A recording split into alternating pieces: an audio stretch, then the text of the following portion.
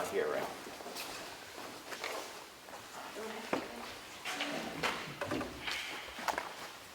I'm going to open the meeting up. It's reconvening from the recess we took, and ask you to join us in the Pledge of Allegiance. I pledge allegiance to the flag of the United States of America and to the republic for which it stands, one nation, under God, indivisible, with liberty and justice for all.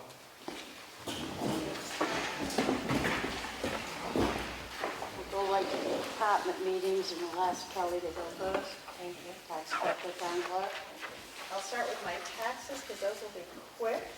Last week we received just under $75,000 in taxes. We are about the same as last year, which is a good sign considering what's going on. And for the town clerk, we did $28,000. I would like to take this time to let people know that we do plan on having our election here at the town hall. And because of COVID and everything that's going on, I am going to be open Tuesday, Wednesday, and Thursday evening, starting next week from 5 to 8. So you can come in and get your absentee ballot if you feel you do not wish to come during the September primary. I also will be open the 22nd and the 29th. Those are 2 Saturdays, and those hours will be 8 to 4. You can come in and get your absentee ballot, and you can actually apply for your ballot for November election also at the same time, so that we can get as many people that want absentee ballots through before the September and the November election. And that's all I have. All right? Okay, thank you, Kelly. Thank you. I was going to say, Tony, you can fight over which one comes first.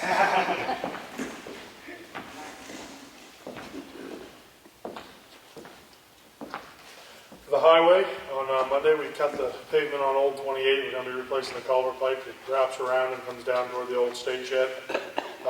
Graded lower end of Fog's Ridge Road. Then we had that hurricane come through. We had quite a few trees down. We actually, surprisingly, didn't have many washouts. Spent 2 days cleaning up from the storm and flushed a couple culverts that filled in, but I think we had 3 road closures. One, they're actually, the trees are still there hanging on the wires, but you can get by. Other than that, it was pretty much just cleaning those up and staying pretty busy with that. We had one in the bays down, it's still down now, but we cleaned it up. It's still hung up in the wires. But other than that, things are going pretty good. With the transfer station, monitored daily activity each day and sorted recyclables, baled 3 cardboard, 1 mixed plastic, 1 aluminum can, and 2 mixed paper. Shipped out compactor number 1 on Friday and on Monday and on Friday. Shipped number 2 compactor on Thursday and CD number 2, 3, and 4. Shipped metal on Friday, cleaned area and replaced container, hauled 2 loads of brush on Friday, and they said they're extremely busy still. With the equipment, there was more issues with the DEF system. We got those fixed. Scott's working on everything. Everything's going good right now. So still waiting to hear on the grader, and we're still using theirs. So. Okay? Yep, thank you.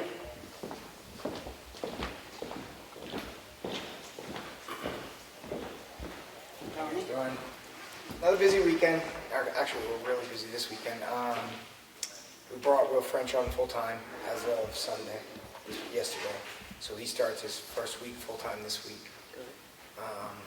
And I'm sure you guys saw, I don't know if you guys saw in the paper with the potbelly pig we had to deal with last week. Yeah, we did. Thank God the New Hampshire SPCA came up and helped us out and took it. They're going to keep it and find it a home because someone just abandoned it up there. Oh, really? Yeah, it was an actual pet. It had been neutered, so. Oh, wow. The lady had asked us to put it on our Facebook to see if we can get an owner to come forward, which I did, and that just sent the public. Yeah. They were just in an uproar over it, so we made sure we got it down there and find a home. Taken care of, okay. But other than that, nothing really else. Okay. All right. Yeah, thank you, Tony. Yeah, no problem. Matt, Selectmen's office? So a lot of cross-training going on, specifically me spending time with the finance administrator, trying to learn that system. And part of that is doing a lot of the financials and budget prep. We should have a schedule published by the end of the month for the budget committee meetings for the year in the different departments and agencies when they'll present their recommendations. We've got several job interviews booked with several more for the building inspector, zoning enforcement officer, that will likely happen in the next 2 weeks. Continue to have a lot of zoning and health violation complaints from neighborhoods, and I guess that's it for now. Okay, very good. At this time, I'll open the meeting for public input. Nolan? Well, and I'm here on behalf of OCC. We are going to be going ahead with air conditioning for the daycare center, which is half of the building. I've been talking to TJ and Matt, and we're going to be using the warrant article that was approved back in 2018, I believe, and that was sequestered for 2019, and so we're going to be spending that money now. And some work has been done. We've had a problem with the porch on the building, and we're taking care of that. So you'll be actually spending the money that was encumbered? Yes. Okay. Yep.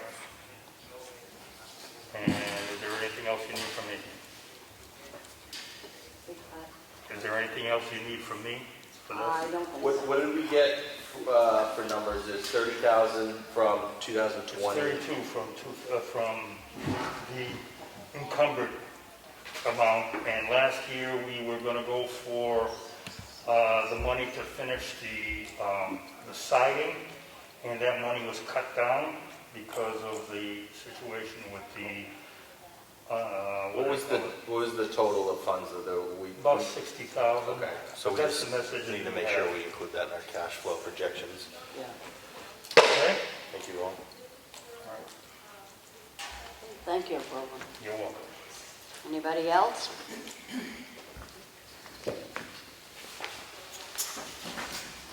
I have some notes for you.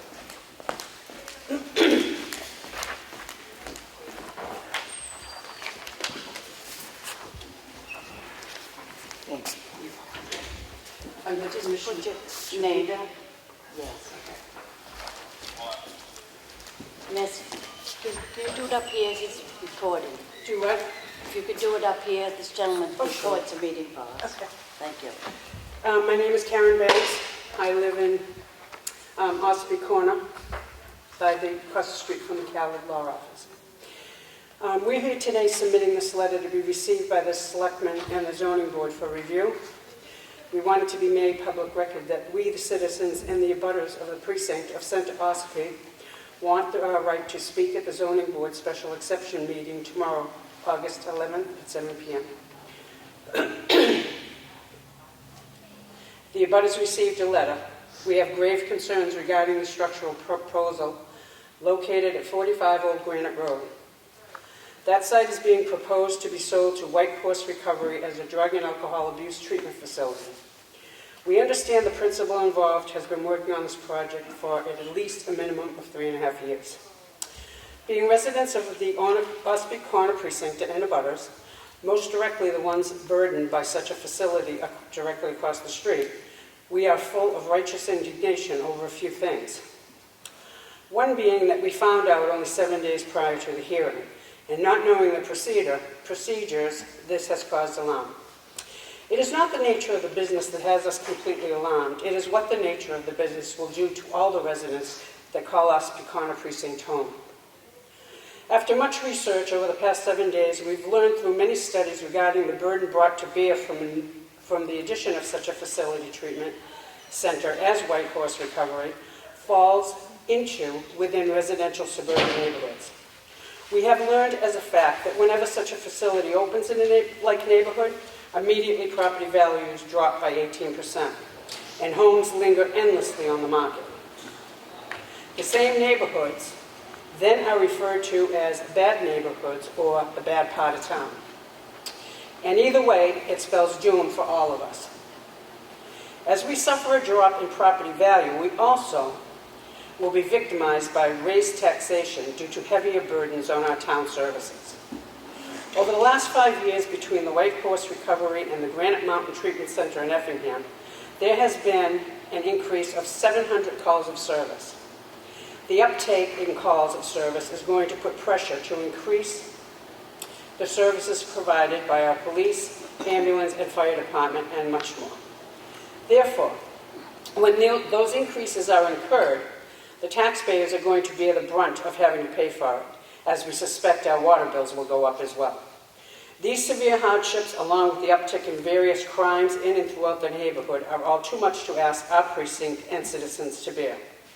It is true that Callard's Law Office building is a beast of a building due to their faulty planning. That burden should not be the burden of the residents that live in Ossipee Corner Precinct. We should not have to bear the burden that is being asked of us by this proposal. It will certainly devastate and destroy the lives of every citizen in this precinct. No matter which way they lean, no matter which way they believe, we will all suffer the consequences of very bad decisions.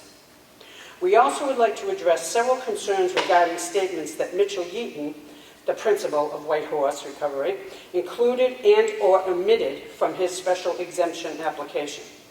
On question 2, Mitch does not address the public's health and safety in his response. On question 3, 45 Old Granite Road was constructed as an attorney's office, and that is and has been its intended use all these years. On question 4, Mitch states that he is in partnership with the Isaiah House in Willisburg, Kentucky. Mitch informed Karen Banks that it was a misprint, and he is in collaboration with the Isaiah House in Willisburg, Kentucky, not a partner with them. Although their business profiles are identical, Mitch misrepresented on his application and gave as evidence that property values would increase as they did in Willisburg, Kentucky, which supports 30 locations under various names, comparing those to this proposed location and residential area. One cannot compare Willisburg, Kentucky to this district.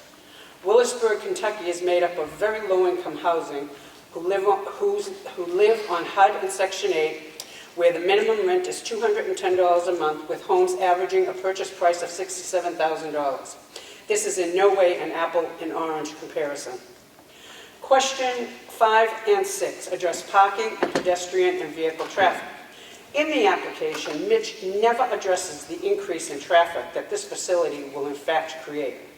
In our opinion, that the additional traffic will unreasonably and negatively impact our town road system as outlined in Article 5.1 of the Ossipee zoning ordinance. And I will add that I'm not sure yet that they actually took out an application with the state DOT to address that particular situation. There has been an increase in through traffic in order to bypass the intersection of Route 28 and Route 16. Certainly with 52 parking spaces and the comings and goings with outpatient services and buses, this is a valid concern with traffic patterns and pedestrian safety. On question 8, Mitch did not answer the question asked. Our valid objections include higher taxation, increased water bills, strain on local services, uptick in crime, traffic patterns, pedestrian safety, increased use of infrastructure, wastewater disposal, and environmental impacts. And I also will add, as I found out today, that I'm not sure that our wonderful new water system that was put in not too far in the past will never be able to sustain what they're proposing to put in that building. 28 full-time residents, 52 employees, people coming and going, group meetings, 7 washing machines, I don't know, commercial kitchen. It just won't work. And never mind their septic. I didn't see a septic design either. We feel a better solution would be to reevaluate the decision to sell the old nursing home to White Horse Recovery. Mitch Yeaton told me that he offered to buy it from the town, that has had no offers or has any idea what to do with that building, which would be ideal for the situation, and he was refused. They said, no, we will not sell it to you, we will lease it to you. And he says he needs to own the building. What the objection there was, I couldn't even begin to imagine. But that's what he said, and that's what was done. So, having said this, we wanted this entered into the public record because many people are planning to attend tomorrow night's meeting. They knew well in advance, because we went to the town hall, that is not going to be a big enough place to hold all the people coming. But we never heard that they were going to move it. So, with that said, I want to thank you very much for listening to us. We appreciate your time and taking this and entering into the record. Yes, certainly will be. Thank you. This will be attached to the minutes.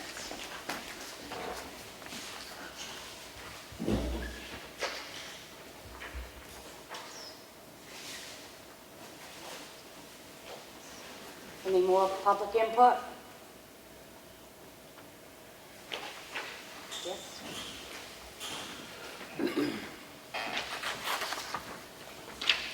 Hi, I'm Mike Fraser. I live over on Brownbridge Road, not too far from Karen and just down the road from the White Horse. My question is information as to what his plan of operation is. As far as I heard through the grapevine, 24-hour facility, methadone treatment, cars in and out. And I'd just like to know, where can you find the information, according to Mitch, as to his actual operation, and how is it going to vary from what he's applied for? And when is the final decision made to actually grant him the permit to go to the next step? Well, the decision will be made by the Zoning Board of Adjustment, which meets tomorrow night. Right, and that'll be a pass or fail tomorrow? Beg your pardon? That'll be a pass or fail? Well, I don't know. I suspect by what you're saying, there would be quite a bit of conversation going on. My understanding is right now this is only up for a variance for an addition that would go on the property. Then I don't think there's any planning board oversight yet. So this is like the very beginning stage. This would be for an addition that they would need to have. I think it's a special exception or variance for that. So I don't think it's anywhere near. It doesn't sound like that they've even approached the planning board Right, okay. with these plans. All right, so it's extremely preliminary. Yes. And as far as the actual planning of whether it be DOT or whether it be the septic system design or how old it is, that hasn't been on the table yet. Okay. No, in fact, when they do go to the planning board, I had to serve 1 year, and they will have a lot of these exceptions, things that they will have to comply with in advance. And how do we? But it sounds like he will only, I believe so today far, it's only according to they Stephen want to do Carney, an it's addition just to the the building. addition that's So that's being- probably all they'll discuss tomorrow. But it's a building that they don't own So, yet. right. Well, the application for what they want to do, what you've said here tonight, will have to come from the owner of the building. Correct. Well, that's it, because there's so much misinformation floating around as to who owns it, what affiliation they're going to have, and what's actually going to be done there when it does, if ever, get approved. And how can you keep up with that? Just in the town website, as far as I would say the chain of... planning board website, planning board minutes, they should have an agenda for what's scheduled for each meeting. Yeah. You should be able to keep an eye on that, and Yeah. call the Freight House, their secretary's there quite a bit. Yeah. She could tell you what she's received for applications. I appreciate you. And it'll be in the Daily Sun Yep. when it is Well, no, announced, right? like I said, we just found out, within 7 days, and all of a sudden, whoa, it's been on the books for 4 years or something, and, we're not, kind of haven't been given out.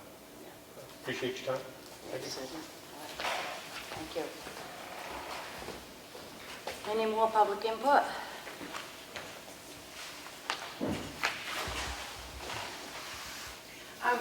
I do have one more question. Yep.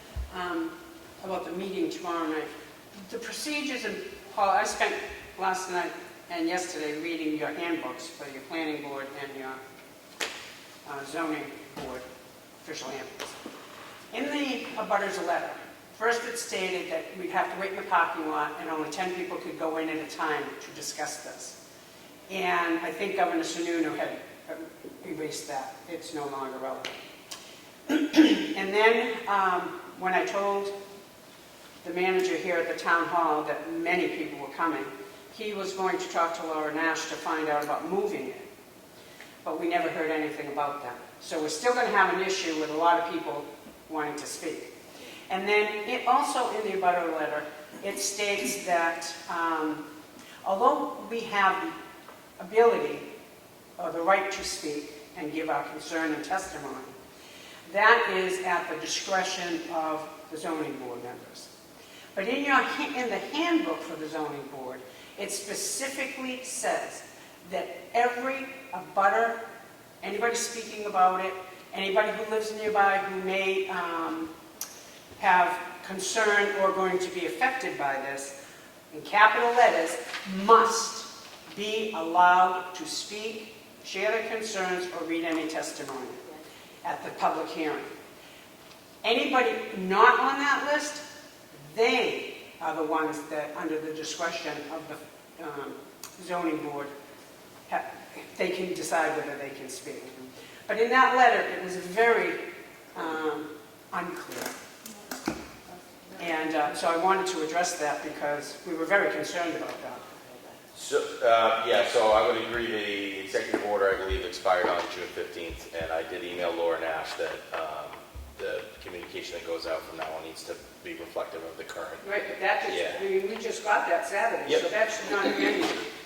I would agree with you on that. The law states that the meeting can't be moved now, though, because the public was notified in a formal and legal manner of where it would be held. There was no opportunity to move it with that amount of notice. You need, I believe it's either 7 or 10 days, depending on the type of meeting. So there's no opportunity to move it, but you would only be limited to the number of people that the fire department sets on the occupancy limit on any building. Like we have it posted for the gym right there. Whatever theirs is posted at would be the limit, not the 10-person limit. But that's why... So they will stay until everybody is heard. The president of that board is going to run the meeting. They don't, Well, I mean, it's right in your official state handbook. I have it right here. You mean the zoning ordinance? I have it right here.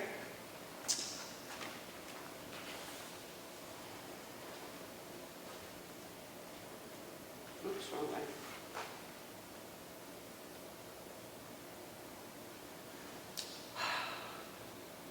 At this age, I really wish I didn't have to deal with this. Yeah, sure. All right. On the PDF, it's on page 49.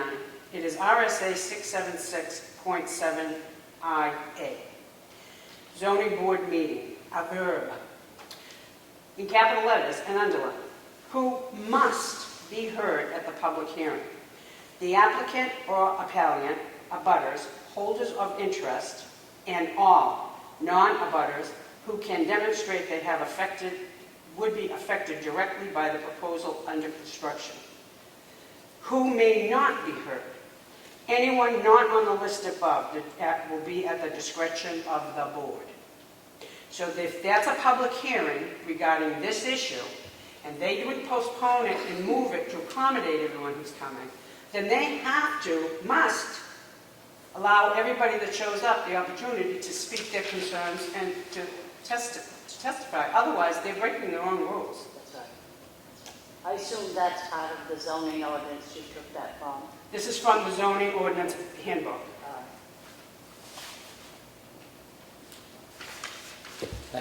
Madam It Chair, was passionate reading. Madam Chair, can I have a point of information to add to that? Yes. That you're reading state statute. The state statute is very clear. If you're in a butter or a resident that's aggrieved because of the project, you must be heard, period. Right. But they can't move it right now because the notice had to go out and has to be out a certain number of days before it gets changed. So it has to be in the location that they posted it. I understood he said that. So you have to be heard. Right. There should be no problem. Even if they allow one person at a time go in, you're supposed to be heard. I just wanted to be sure. That's why I wanted that on the record. Okay. Thank Thank you.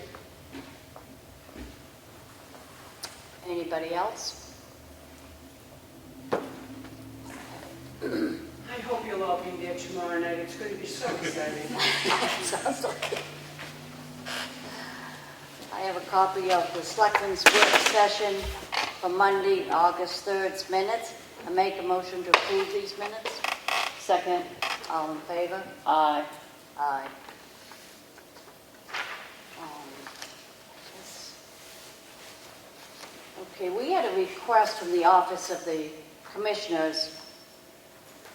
I'll read it to you and then make a motion. It has come to the attention of the Center Ossipee Fire Precinct Board of Commissioners that their employee, Chief Dana Cullen, attended a non-public meeting under RSA 91A with you on Monday, August 3rd. In the future, if you ask Mr. Cullen to attend a meeting, the commissioners would appreciate it if they were notified in advance. I'm writing to request a copy of the August 3rd minutes. Kindly mail them to P.O. Box, Center Ossipee. Please do not hesitate to contact. At this time, I would like to make a motion to unseal the non-public minutes for the August 3rd session. I'll second that. All in favor? Aye. Aye. And those minutes will be sent to the commissioners probably tomorrow.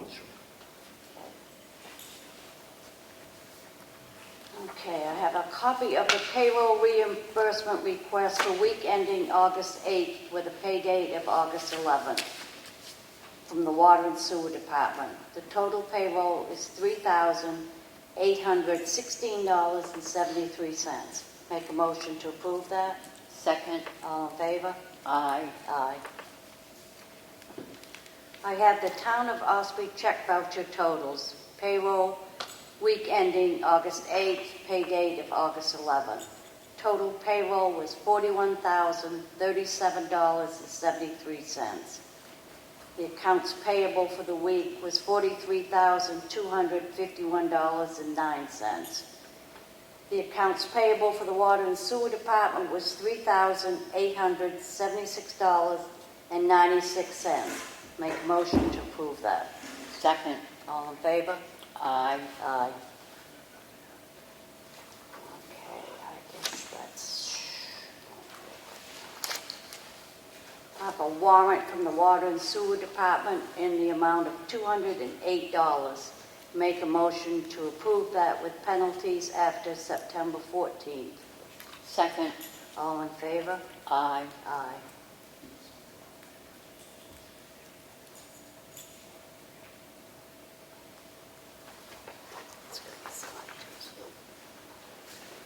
I have another warrant from the Water and Sewer Department in the amount of $1,044.96 with penalties and interest after September 14th.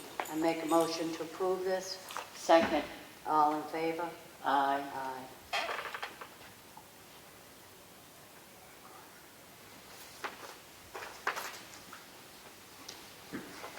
And I have another warrant from the Water and Sewer Department in the amount of $12,042 with penalties and interest after September 14th. Make a motion to approve this. Second. All in favor? Aye. Aye. That's it for me, sir.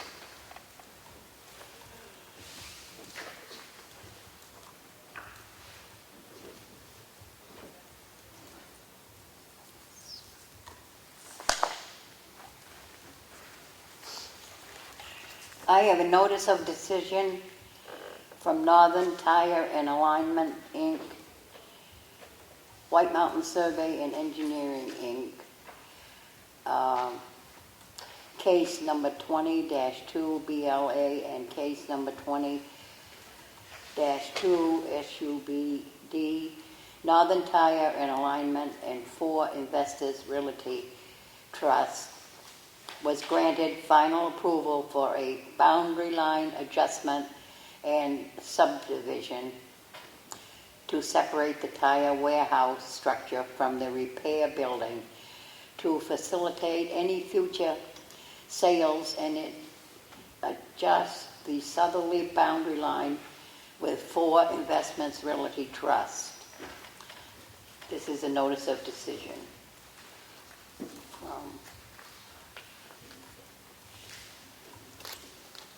You don't have to. I have another notice of decision.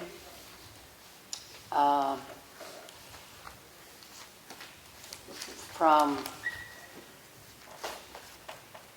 Joe Goss, which is held on August 4.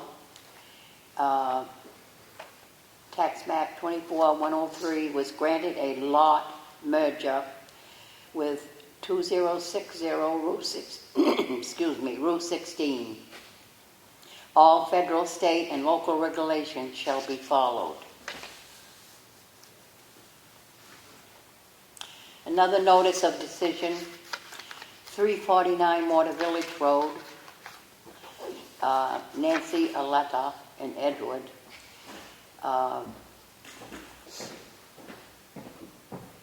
Road was conditionally approved for a 2-lot subdivision pending conditions. All federal and state and local regulations shall be followed. Another notice of decision, 3 Water Village Road, Huggins Hospital. Notice of decision,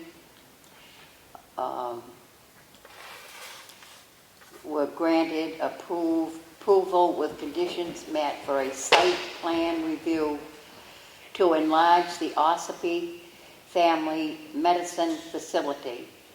Federal, state, and local regulations shall be followed.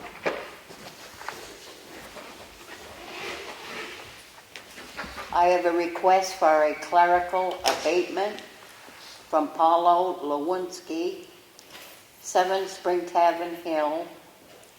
Reason for abatement: this property had a fire last year and the assessment card wasn't fully updated. This abatement will correct the assessment. The amount is $762, and the assessing clerk recommends to grant this. I make a motion we approve this request for a clerical abatement. Second. All those in favor? Aye. Aye. Motion carries. I have a notice of intent to cut wood or timber from Richard Humphrey and Sons, and the logger is Richard Gerard Forrester. Acreage of lot 273, acreage of cut 180 plus or minus. There had to be a bond put up, and it was for $4,303.50 on August 7th. I make a motion we approve this notice of intent to cut wood or timber. Second. All those in favor? Aye. Aye. Motion carries.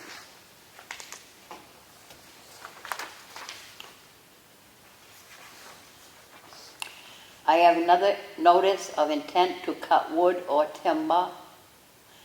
Bill DeRubo Logging, LLC, out of Tamworth, and the logger is Richard Gerard Forrester. There has been a bond put up for $890.75 on August 6, 2020. And there is no cemetery. And there was no cemetery on the other one. You can make a motion. I make a motion we approve this notice to this intent to cut Second. timber. Second. All those in favor? Aye. Aye. Motion carries. I have a recycling center daily cash log for the month of July 2020. The total amount collected was $19,569.80. going on. For old business, we have on the agenda asking the publics for their opinion what we should do regarding a mask requirement to enter the town hall. Last week we discussed it and pretty much we're leaning towards putting a sign up, not forcing them to do it, but recommending that they wear a mask. We're opening that up for any public discussion. Yes? I feel this way. The pandemic came. There was 6 weeks where the governors and the mayors had the right to dictate. I think they have grossly overran their power involved in all of that. There is not one study that shows that those masks prevent the flu, a cold, corona, nothing. People are really being burdened to wear these things. They don't help. We have, my husband, I'll give you a little example. My husband just had hip replacement.